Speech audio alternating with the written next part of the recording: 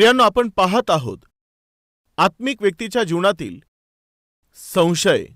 माहिती नाही का, साराला परमेश्वराविषयी संशय उत्पन्न झाला. संशय काय होता? उत्पत्ती अध्याय 16 वचन 2 पहा. साराय अब्राहमाला म्हणाली, पहा, परमेश्वराने माझी कूस बंद ठेवली आहे, तर माझ्या दासीपाशी जा. वाह, किती रिक्वेस्ट करत आहे. काय म्हणत आहे? प्लीज. पहा काय म्हणत आहे, माझ्या दासीपाशी जा, कदाचित तिच्याकडून माझे घर नांदते होईल. तेव्हा अब्रामाने साराय हिचा शब्द मान्य केला. दासीसोबत लग्न कर म्हणते. ही कोण आहे सांगा? कोण आहे? अविश्वासाला व संशयाला जिने जागा दिली एक विश्वासणारी गृहिणी. प्रियांनो, आपण विश्वासणारे आहोत. देवाच्या प्रतिज्ञेवरती आणि वचनावर विश्वास ठेवून जगणारे विश्वासणारे आहोत. आपल्या या विश्वासाच्या प्रवासामध्ये अनेकदा सैतान शिरून संशय आणि अविश्वास रूपी वारे व ते बी आपल्या मनामध्ये घेऊन येण्याचा प्रयत्न करत असतो. ते पती पत्नीच्या मध्ये असेल, किंवा भाऊ भावांच्या मध्ये असेल, बहिणी बहिणींच्या मध्ये असेल, ते चांगल्या मित्रांच्या मध्ये असेल, किंवा सेवकांच्या मध्ये असेल. जेथे एकी शांती आणि सलोखा असतो, तेथे सैतान जे दुष्टपणाचं कार्य करतो ते कोणतं माहीत आहे? आपल्यातील एकी शांती, सलोखा आणि आनंद दूर करणाऱ्या ते संशयरूपी बी आणून ते आपल्यात पेरत असतो. तेवढं बी पुरेसं असतं एका कुटुंबाचा नाश करण्यासाठी. प्रियांनो, काय कारण होतं की सारा एवढा उतावळीने निर्णय घेत होती? समाज, लोक मनाला वाटेल ते नको ते बोलत आहेत, ते ऐकून मला सहन होत नाहीये. सर्वजण वांज वांज असं म्हणत आहे, मला सहन होत नाही. तुम्ही काहीतरी करा. तू सांग, अगं मी काय करू? आपल्याला मुलबाळ होत नाहीये, मी काय करू शकतो? यामुळेच तर सांगते, जाऊन तिच्याशी लग्न करा, तिच्याकडून मूल होईल, मला ते खेळवता येईल, मी लोकांच्या समोर घेऊन फिरेल आणि ज्यांनी माझी निंदा केली त्यांचं तोंड मी बंद करेल. असाही अशा परिस्थितीत अब्राहमाने पत्नीने जो सल्ला दिला तो त्याने पाळला. हे अजिबात योग्य नव्हतं. केवळ पत्नीने परमिशन दिली यावरून दुसरं लग्न करायचं का? केवळ पत्नी दबाव टाकत आहे यामुळे देवाच्या विरोधामध्ये जाऊन चुकीचे निर्णय घेणार का? त्या दिवशी जो निर्णय घेतला प्रियानो, तो चुकीचा होता. त्या दिवशी अब्राहमाने निश्चित आपल्या पत्नीला काहीही करून समजवायला पाहिजे होतं. सारा, तू ऐक, केवळ आपली इच्छा पूर्ण करण्यासाठी जर असं आपण आपल्या आशा पूर्ण करण्याच्या हेतूने परमेश्वराच्या विरोधामध्ये जाऊन जर आपण कोणताही निर्णय घेतला तर त्याने अजिबात आपण सुखी होणार नाही. ऐक, असं त्याने म्हटलं पाहिजे होतं, पण नाही बोलला. मी सांगितलं ना, तिने अगोदरच त्याचं तोंड बंद केलेलं होतं. तो काहीच बोलला नाही. काय झालं? पहा वचन 2 पासून. साराय अब्रामाला म्हणाली, पहा, परमेश्वराने माझी कूस बंद ठेवली आहे, तर माझ्या दासीपाशी जा, कदाचित तिच्याकडून माझे घर नांदते होईल. तेव्हा अब्राहमाने साराय हिचा शब्द मान्य केला. अब्रामाला कनान देशात राहून 10 वर्ष झाल्यावर त्याची बायको सारा हिने आपला नवरा अब्राम ह्याला आपली मिस्री दासी हगार ही बायको म्हणून नेऊन दिली. तिने हगार हिला बायकोप्रमाणे तयार करून तिला नेऊन, पहा काय लिहिलं आहे, आपली मिस्री दासी हगार ही बायको म्हणून नेऊन दिली. प्रियांनो, हे सर्व ती का करत होती माहीत आहे? लोक करत असलेली निंदा व त्यांचे शब्द सहन न होत असल्याने, यामुळे ती असं करत होती. साराला हे सर्व सहन न झाल्याने लोकांसमोर ती मान वर करू शकली नाही. त्यांचं बोलणं तिला सहन झालं नाही. जेव्हा लोकांची निंदा सहन झाली नाही, तेव्हा पतीकडे जाऊन तिने काय केलं माहितीये? तिच्या जीवनामध्ये जी समस्या होती ती सोडविण्याकरिता ती स्वतःच एक उपाय तिने शोधला. तो कोणता होता? की सेकंड मॅरेज. देवाची इच्छा होती का? नाही. तिने जो विचार केला तसं तिने पूर्ण केलं. प्रियांनो, आपल्या पतीचं लग्न आपल्या दासीशी लावून दिलं. आता ती कधी येऊन आनंदाची बातमी देते, कधी येऊन आनंदाची बातमी देईल, कधी आनंदाची बातमी येईल म्हणून ती वाट पाहत राहिली. प्रियांनो, तुमच्या काही लक्षात येत आहे का?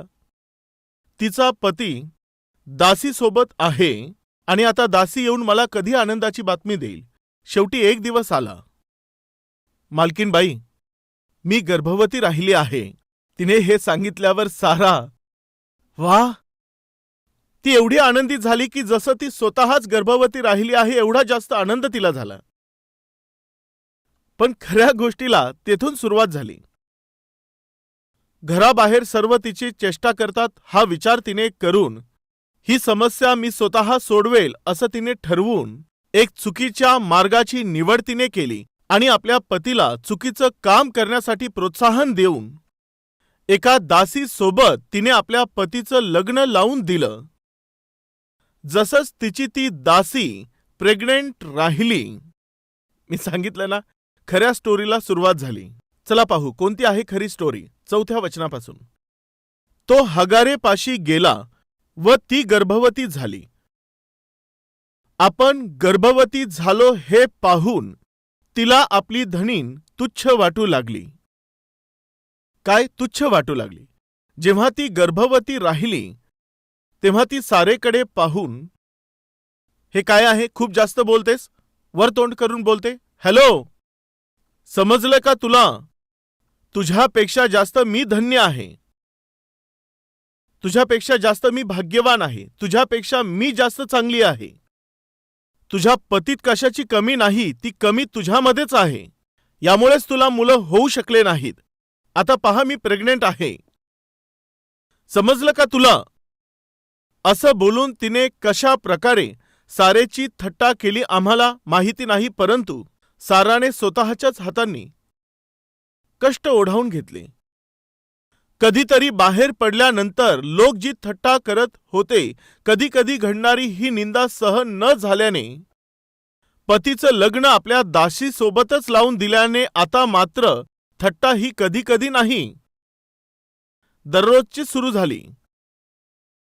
सकाळी, दुपारी, संध्याकाळी एकाच घरामध्ये घरातून बाहेर पडण्याचा उशीर ती वरपासून खालपर्यंत पाहायची. कोण? ती हगार. सहन झालं नाही प्रियांनो. आता सहन करू शकली नाही. ती तळमळू लागली, अस्वस्थ होऊ लागली, मान खाली घातली, खूप जास्त दुःखी झाली.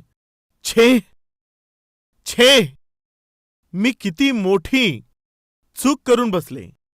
प्रिय भाऊ आणि बहिणींनो, पुन्हा मी सांगत आहे, आपल्या जीवनात समस्या ह्या असतील, पण त्या समस्यांचं उत्तर आहे व ते उत्तर म्हणजेच येशू ख्रिस्त आहे. जो आपल्या समस्या सोडवू शकतो त्या प्रभू येशू ख्रिस्ताकडे जाऊन जर आपण त्याला सांगितलं तर तो देव जे उत्तर देईल ते कायमस्वरूपीचं असेल.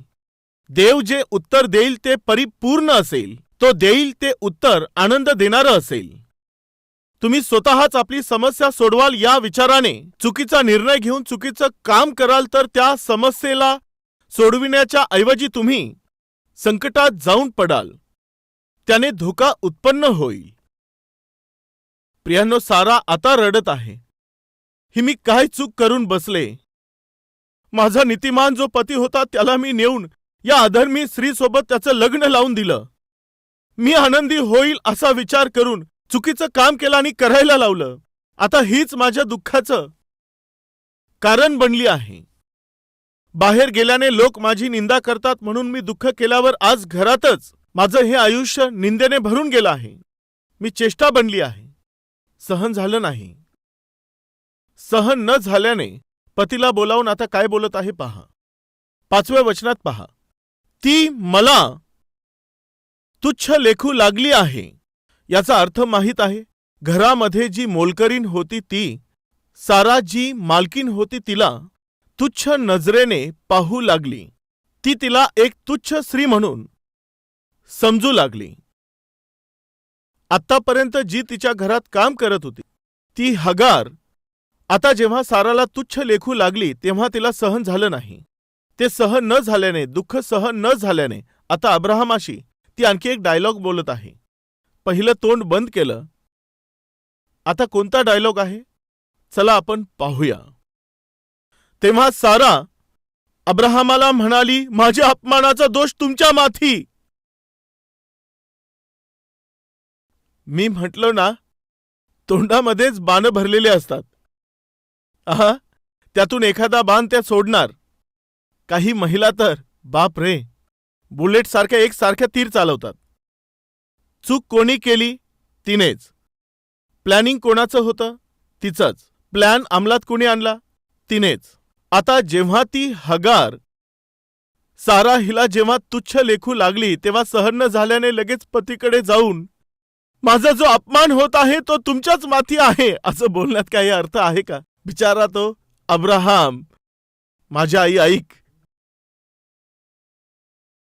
तू माझ्या मागे हात का धुवून लागलीस? तुझा अपमान माझ्या माथ्यावर का येईल? हा, नक्की तुमच्या माथ्यावर जाणार, पहा. पुन्हा तिने अब्राहमाचं तोंड बंद केलं. प्रियांनो, अब्राहम आपला गप्प राहिला. मी काय करणार? मी मनाई करूनही माझं तिच्याशी लग्न लावलं.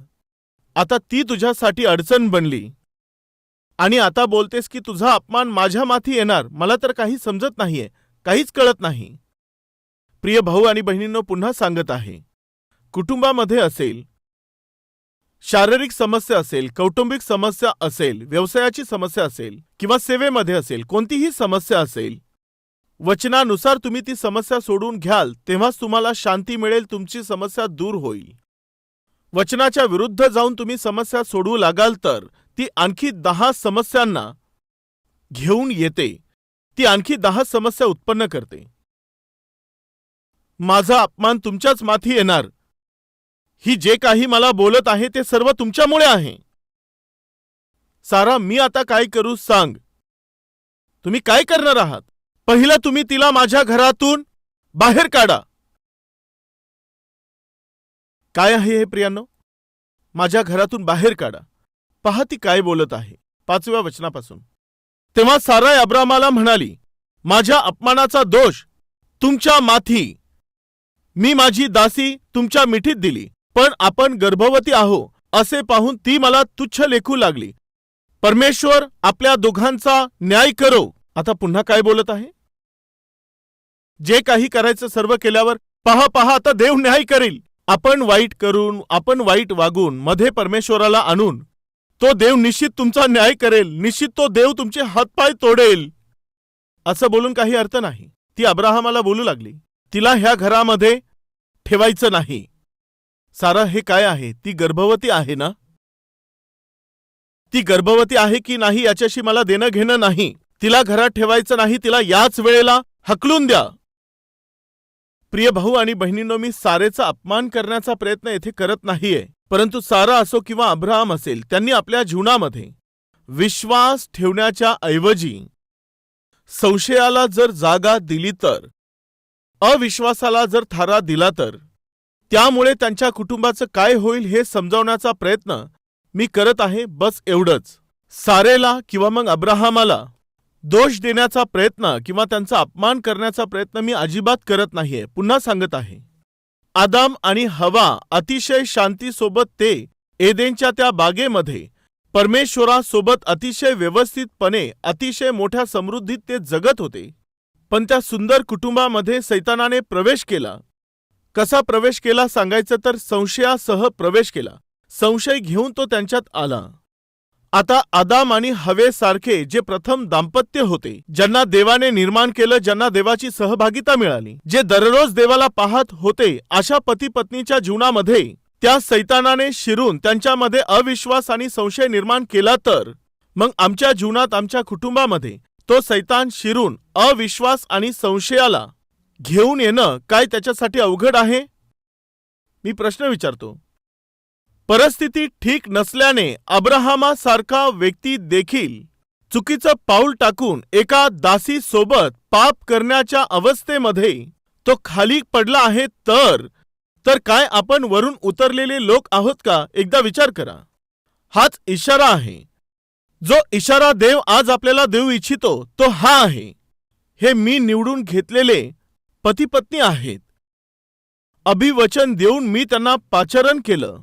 पापी प्रांतामधून, पापी लोकांमधून, पापी चालीरीतींमधून मी त्यांना वेगळं करून, मी वचनदत्त म्हणून दिलेल्या देशामध्ये प्रवेश करून, माझे साक्षीदार बनून, संतती प्राप्त करून, ज्यांनी सर्व पिढ्यांसाठी आशीर्वादित व्हायचं होतं, अशा त्या पती पत्नीला देखील सैतानाने संशयामध्ये आणून त्यांच्याकडून माझ्या विरुद्ध कृत्य करून घेतले.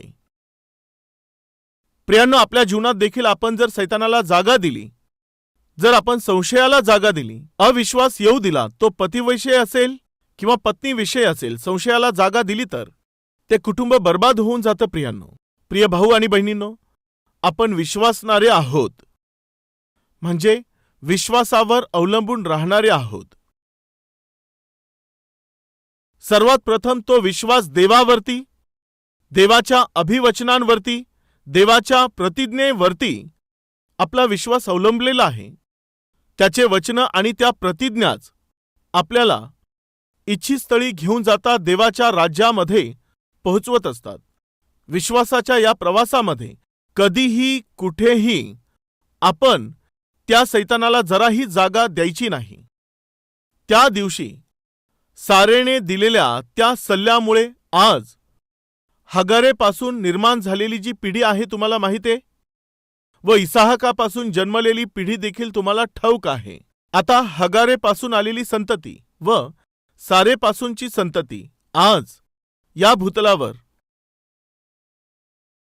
संघर्ष करत आहेत, लढाया करत आहेत, ते एकमेकांशी युद्ध करत आहेत. खरं तर हे लोक कोठून आले? त्या दिवशी सारेने दिलेल्या सल्ल्यामुळे. प्रियांनो, त्या दिवशी सारेने विचार केला नव्हता. केवळ समाज काय बोलत आहे ते पाहून ते थट्टा करतात, ते हसत आहेत असं म्हणून लवकर एखादा शॉर्टकट काढून सोसायटीचं तोंड बंद करायचं हा विचार करून, लोकांचं बोलणं बंद करायचं या विचाराने, हृदयाचं दुःख दूर करण्याच्या उद्देशाने, देवाच्या सहाय्याचं आणि त्याच्या उत्तराची प्रतीक्षा न करता घाईघाईने निर्णय घेऊन एक शॉर्टकट मेथडने तिने आपली समस्या सोडवण्याचा प्रयत्न केला. शेवटी काय बोलू लागली माहितीये? आपल्या दासीला पतीकडे पत्नी बनून पाठवल्यावर जेव्हा ती गर्भवती राहिली, आता काय बोलत आहे माहितीये? तिला बाहेर काढा. तुमच्या काय लक्षात येत आहे? एक आत्मिक स्त्री आणि एक आत्मिक पुरुष परमेश्वराच्या वचनावर अवलंबून न राहता सैतानाच्या एका कुयुक्तीवरती अवलंबून राहिल्याने त्याने किती एक कुटुंब खालच्या स्थितीमध्ये जाऊन पोहोचतं, त्याने किती एखाद्या व्यक्तीचं जे व्यक्तिमत्व आहे ते नष्ट होत आहे, या 4-5 वचनांद्वारे मी तुम्हाला समजावून सांगितलेलं आहे. म्हणजे याचा अर्थ काय आहे? पुन्हा सांगतो, सारेला किंवा मी अब्राहमाला अपमानित करण्याचा प्रयत्न मी अजिबात करत नाही, पण अशांना देखील त्या सैतानाने कसं करून टाकलं. त्यांनी केवळ थोडीशी जागा दिली. प्रियांनो, कुठे दिली ती जागा? काय होतं? संशय. कुणावरती? देवावरती व देवाच्या अभिवचनांवरती. सारेने अशा प्रकारे संशय उत्पन्न केल्यामुळे सैतानाने अब्राहमाला किती जास्त सतावलं प्रियांनो. त्या दिवसापासून आजपर्यंत, तेव्हा त्यांनी घेतलेल्या चुकीच्या निर्णयामुळे आजपर्यंत युद्ध व लढाया, हल्ले व मृत्यू आजही आपण ऐकत आहोत. त्या दिवशी त्यांनी कल्पना केली नसेल. सारेने उतावळेपणा दाखवून ही अगदी छोटीशी समस्या आहे, छोट्या मार्गाने आपण ती सोडवू, आपण आपल्या ज्ञानाचा उपयोग करून सोडवू असं तिला वाटलं. पण ज्या दिवशी तिने हा विचार केला, तो सर्व जगासाठी धोक्याचं कारण बनेल हे वाटलं नाही. प्रिय भाऊ आणि बहिणींनो, आपल्या जीवनामध्ये आपण संशयाला कधीही जागा देऊ नये. आज आपण एक निर्णय घेऊया. कधीही आमच्या मनात देवाच्या विरुद्ध संशय येऊ देणार नाही. देवाच्या प्रेमाविषयी संशय येता कामा नये. जेव्हा आपण हे वचन वाचत असतो, अनेकशे संशय आणि विचार उत्पन्न होत असतात. मी बायबल जेव्हा वाचण्यास सुरुवात केली, अनेकशे संशय मनात आले. असे संशय जेव्हा निर्माण झाले, तेव्हा एक पेन्सिल घेऊन, पेन नाही, मी एक पेन्सिल घेऊन त्या वचनाच्या शेजारी पेन्सिलने एक क्वेश्चन मार्क मी करायचो. येथे हे असं का लिहिलेलं आहे? येथे हे असं का घडलं? का परमेश्वर येथे असं बोलला आहे? का देवाने अशा प्रकारे येथे घडू दिलं? अशा प्रकारे मी पेन्सिलने प्रश्न करायचो. मग काही वर्ष गेल्यानंतर तोच भाग जेव्हा मी वाचत असताना, तो वाचलेला भाग जेव्हा मला समजून येत होता, तेव्हा पेन्सिलने केलेला तो मार्क मी काय करायचो? मिटवून टाकायचो. आता खरी समस्या काय होती माहीत आहे? त्या दिवशी जे मी वाचलं होतं ते मला समजून आलं नाही. याचं कारण असं होतं, मी ते समजू शकेल अशी आत्मिक परिपक्वता त्या दिवशी माझ्यात नव्हती. पण माझा विश्वास होता की एक दिवस देव मला ती बुद्धी देईल, ती परिपक्वता मला तो देईल. यामुळेच हे क्वेश्चन मार्क इंक पेनने करायला नको, कारण माझा देव या प्रश्नाचं उत्तर देणार आहे. यामुळे मी पेन्सिलनेच मार्क करायचो. प्रिय भाऊ आणि बहिणींनो, मी सांगत आहे, आज तुमच्या जीवनातील प्रत्येक प्रश्नांना पेन्सिलने मार्क करून ठेवा. माझा परमेश्वर लवकरच त्याचं उत्तर देणार आहे. देव उत्तर देईपर्यंत तुम्ही वाट पाहत राहाल तर किती बरं होईल. आता शेवटी देवाच्या अभिवचनाप्रमाणे सारा ही गर्भवती राहिली किंवा नाही? राहिली. वचनाच्या पुत्राला तिने जन्म दिला किंवा नाही? दिला. सुंदर असा मुलगा तिने आपल्या डोळ्यांनी पाहिला किंवा नाही? पाहिला. तेव्हा तिने काय विचार केला असेल? मी किती वेडी होते, मी हे काय करून बसले. विनाकारणच एका दासीसोबत माझ्या पतीचं लग्न लावून दिलं. हे नको होतं. मीच हरले आहे. माझा परमेश्वरच जिंकला आहे. प्रिय भाऊ आणि बहिणींनो, आमचा परमेश्वर निश्चित विजयी होतो व जे त्याला आधार मानतात त्यांना देखील तो विजय देतो. तो देव तुम्हाला विजय देईपर्यंत विश्वासाच्या या प्रवासामध्ये अविश्वासाला तुम्ही स्थान देऊ नका. तो देव तुम्हाला विजय देईपर्यंत देवावर अविश्वास किंवा संशय येऊ देऊ नका. देवाने प्रतिज्ञा दिली आहे तर निश्चित तो तुमच्या जीवनात ती प्रतिज्ञा योग्य वेळेमध्ये पूर्ण करेल. परंतु त्या दरम्यान ज्या चुका तुम्ही करत असता त्याची किंमत तुम्हाला भरल्यापासून कधीही वाचता येणार नाही. कधी कधी ती किंमत तुम्हाला वर्षानुवर्ष भरावी लागत असते व पिढ्यानपिढ्यापर्यंत ती तशीच राहू शकते. शेवटी आता अब्राहमापासून ख्रिस्त येशूपर्यंत 2000 वर्ष, येशू ख्रिस्तापासून आतापर्यंत 2000 वर्ष, सर्व मिळून 4000 वर्ष झाले. त्या दिवशी सारेने घेतलेल्या उतावळीपणाच्या निर्णयाने 4000 वर्ष होऊन गेले आहेत, तरीही ते संघर्ष थांबलेले नाहीत. सारा व हगार यांच्यामध्ये त्या 4 भिंतीच्या आड जे संघर्ष झालेत, आजही 2 देशांच्या मध्ये ते युद्ध चालले आहेत. किती छोटीशी चूक होती, किती छोटीशी ती भूल होती. म्हणजे तिच्या मनात हा विचार आला नसता तर किती बरं झालं असतं. विचारांना येऊ दिलं नसतं तर बरं झालं असतं. सैतानाने तिची परीक्षा घेतली, त्यावर विजय मिळवला असता तर बरं झालं असतं. आता एक कार्पेट आहे, त्यावर जर आग लागली तर हाताने असं केलं तर विझून जाते, पायाने दाबली तरी विझून जाते. पण तशीच राहू दिली तर पूर्ण घर जळून जाईल. जितका उशीर करणार तितका जास्त धोका होत असतो. जितकं लवकर विझून टाकणार तितकंच कमी नुकसान झालेलं दिसेल. आपल्या जीवनातही तसंच आहे. आमच्या घरात कुठेही एक छोटेसे वाद निर्माण झाले तरी लगेच ते थांबवून टाका. जर ते वाढू दिले तर कायमस्वरूपी पती पत्नीला वेगळं व्हावं लागत असतं आणि मुलांनाही अनाथ व्हावं लागतं. यामुळे प्रियांनो, आपल्या जीवनात संशयाला अविश्वासाला जागा देऊ नका. विशेष करून देवाने दिलेल्या प्रतिज्ञेविषयी, त्याने दिलेल्या अभिवचनाविषयी कधीही संशय येऊ देऊ नका. कारण की आकाश व पृथ्वी नाही तशी होतील, परंतु देवाचं हे वचन कधीही नाहीसं होणार नाही. विश्वास ठेवणारे माझ्यासोबत प्रार्थना करणार का?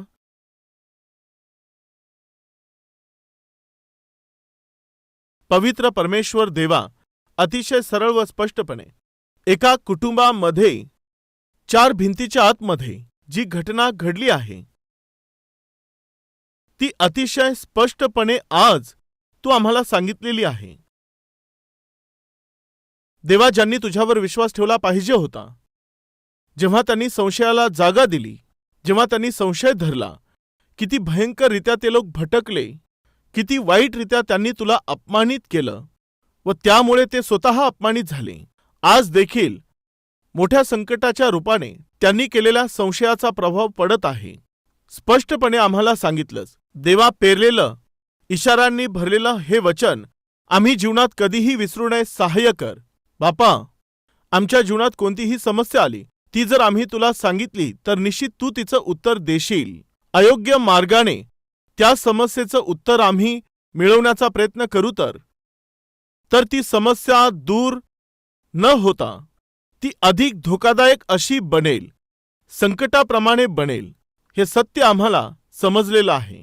यामुळे देवा, वचनाप्रमाणे, तुझ्या इच्छेप्रमाणे आमच्या जीवनामध्ये, आमच्या कुटुंबामध्ये, आमच्या सेवेमध्ये, आमच्या सेवा कार्यात देवा चालून येणाऱ्या प्रत्येक समस्येंना जोपर्यंत देवा तू सोडवत नाहीस, तुझ्या इच्छेप्रमाणे तू आम्हाला उत्तर देईपर्यंत आम्ही तुझ्याकडे पाहावं यासाठी तुझी कृपा दे.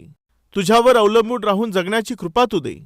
जर आम्ही जराही सैतानाला जागा दिली तर देवा तो कशा प्रकारे आम्हाला आपल्या ताब्यात घेईल व देवा तो कशा प्रकारे आमच्या जीवनांशी खेळेल अतिस्पष्टपणे तू आम्हाला सांगितलंस. कमीत कमी येथून पुढे सावधान राहण्यास आमचं सहाय्य कर. तुझी इच्छा समजून तुझ्या इच्छेप्रमाणे जगण्याची कृपा तू आम्हाला दे. येशूच्या नावाने प्रार्थना मागतो बापा, आमेन. Address Calvary, Post Box number 30, Kukatpalli, Hyderabad 72.